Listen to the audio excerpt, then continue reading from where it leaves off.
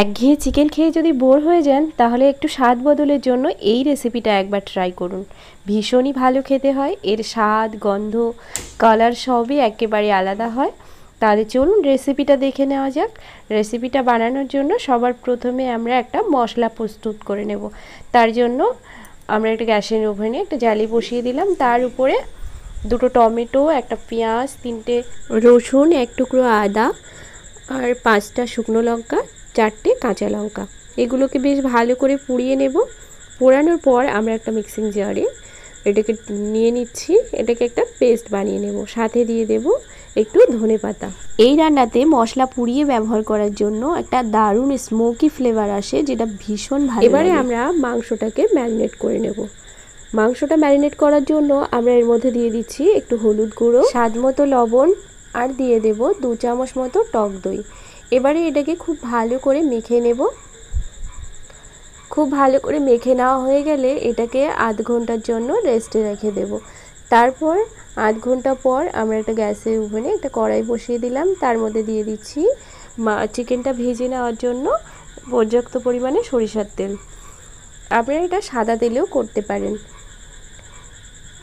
চিকেনটাকে দিয়ে আমরা ওই 7 মিনিট মতো ভেজে নেব। চিকেনটা মোটামুটি একটু লাল লাল মতো করে ভাজা হয়ে গেলে চিকেনটাকে নামিয়ে নেব। দেখুন এরকম হালকা লাল লাল কালার চলে আসবে চিকেনে, তখন আমরা চিকেনগুলোকে নামিয়ে নেব। এবারে ওই কড়াইতে আমি দিয়ে দিচ্ছি বেশ কয়েকটা আলু। আপনারা চাইলে এই রান্নায় আলুটা নাও ইউজ করতে পারেন, আমি দিলাম এখানে। এবারে আলুর মধ্যে একটু লবণ আর একটু হলুদ গুঁড়ো দিয়ে আলুগুলোকে লাল লাল করে ভেজে নেব। আলুগুলো লাল লাল করে ভেজে নেওয়া হয়ে গেলে আলুগুলোকে উঠিয়ে নেব। ওই তেলের মধ্যে দিয়ে দেব গোটা গরম মশলা আর গোটা জিরে। গোটা জিরে আর গরম মশলাটাকে কয়েক সেকেন্ড ভেজে নেওয়ার পর এর মধ্যে দিয়ে দেব তৈরি করে রাখা মশলাটা। তৈরি করে রাখা মশলাটা দেওয়ার পর পাত্রটা ধুয়ে একটু জল দিয়ে দেব আর খুব ভালো করে মশলাটাকে কষিয়ে নেব। রঙের জন্য একটু হলুদ গুঁড়ো দিয়ে দিলাম।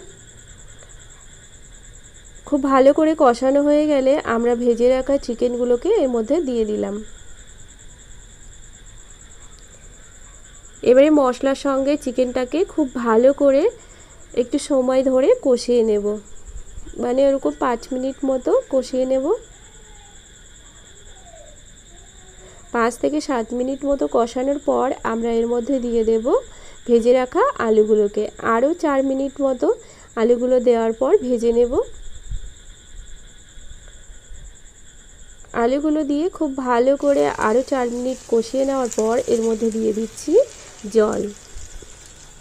জলটা আপনারা আপনাদের পরিমাণ বুঝে দেবেন, কারণ এই রান্নাটাতে খুব ঝোল ঝোল হলে ভালো লাগবে না কিন্তু, তাই জলের পরিমাণটা বুঝে দেবেন। এবারে এর মধ্যে দিয়ে দিলাম লবণ। আমি চেক করে দেখেছিলাম একটু লবণ কম ছিল, তাই দিয়ে দিলাম। এই সময় তোমরা চেক করে দেখে নিয়ে লবণটা অ্যাড করতে পারো। এবার এর মধ্যে দিয়ে দিচ্ছি গরম মশলা, একটা কাঁচা লঙ্কা ফাটিয়ে দিয়ে দিলাম, এটা ফ্লেভারের জন্য দিলাম। এবার এটাকে 5 মিনিট ঢাকা দেওয়ার পর আমরা পরিবেশন করে দেখাচ্ছি। দেখুন কত সুন্দর দেখতে হয়েছে না? খেতেও কিন্তু ভীষণ টেস্টি হয়। একবার হলেও বানিয়ে আমাকে এসে জানাতে ভুলবেন না কেমন লাগলো আপনাদের আজকের রেসিপিটা। তাহলে আজকের রেসিপিটা এই পর্যন্তই থাকছে, আবার অন্য কোনো রেসিপি নিয়ে দেখা হবে। ততক্ষণ ভালো খান, সুস্থ থাকুন, টাটা।